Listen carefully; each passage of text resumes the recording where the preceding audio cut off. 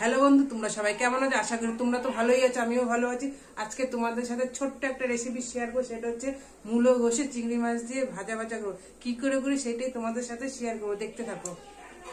মূলোগুলো ধুয়ে নিয়েছি, এই ঘষনি দিয়ে প্রথম আগে ঘষে নেবো এরকম করে,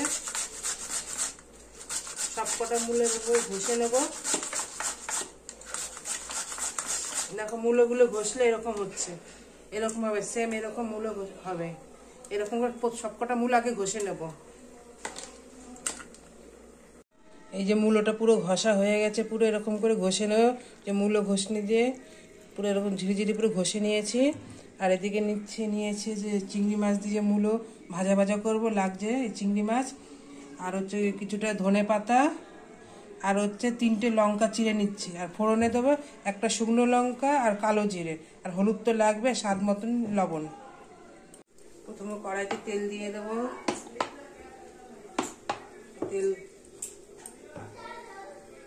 এই কড়াইতে তেল পুরো গরম হয়ে গেছে।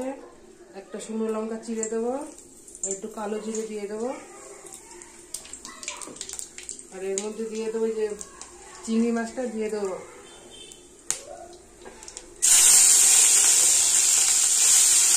এবার 3টে লঙ্কা চিড়ে রেখেছি, এই লঙ্কা চিড়ে দিয়ে দেবো।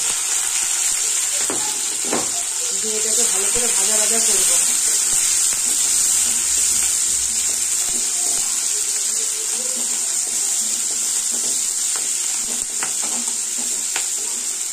পুরো একদম সিম্পল রান্না, ঝটপট, খেতেও খুব টেস্টি।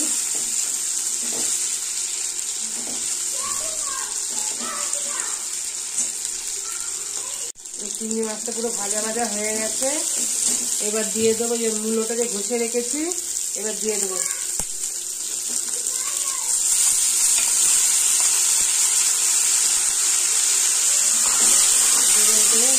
ভাজা করবো।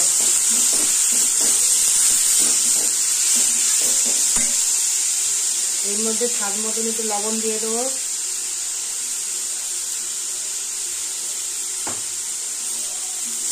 এটাকে পুরো ভাজা করবো। হালকা একটু হলুদ দিয়ে দেবো, দিয়ে আবার ভালো করে নেড়ে মূলোটাকে ভাজা করবো। এই সাইডে আমুদি মাছের চচ্চড়া বসিয়েছি, প্রায় হয়েই গেছে, এবার নামিয়ে নেবো। এটা হচ্ছে আমুদি মাছের চচ্চড়া। মূলো ঘষনিটা প্রায় ভাজা হয়েই গেছে। এর মধ্যে কটা কড়াইশুঁটি দিয়ে দেবো, এই কড়াইশুঁটি কটার মধ্যে দিয়ে দেবো। দিয়ে আবার একটু ভাজা করবো।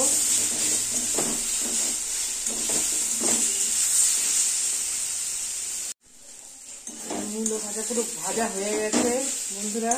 দেখো বন্ধুরা, এইটুখানি হয়ে গেছে ভাজা করতে। এবার নামানোর আগে ধনে পাতা দিয়ে দেবো, দিয়ে আর একটু হালকা ভাজা করবো, করেই নামিয়ে নেব।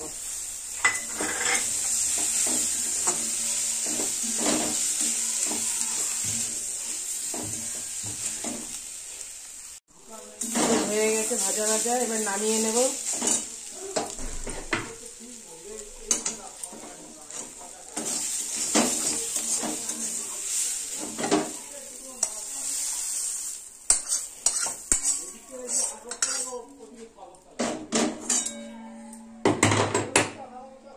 এই যে বন্ধুরা, মূলো ঘষনি পুরো হয়ে গেছে, এই যে দেখতে পাচ্ছ।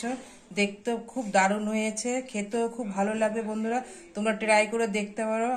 এবং রান্নাটা খুবই ভালো হয়েছে, এবং বাচ্চাদেরও ভালো লাগবে, বড়দেরও ভালো লাগবে। গরম ভাতে এবং রুটির সাথেও খেতে পারো, পরোটার সাথেও খেতে পারো। তোমাদের যদি ভিডিওটা ভালো লেগে থাকে, লাইক, কমেন্ট, শেয়ার, সাবস্ক্রাইব, এবং সবাই ভালো থাকবেন, সুস্থ থাকবেন। আবার নতুন কিছু নিয়ে আসবে বন্ধু। টাটা।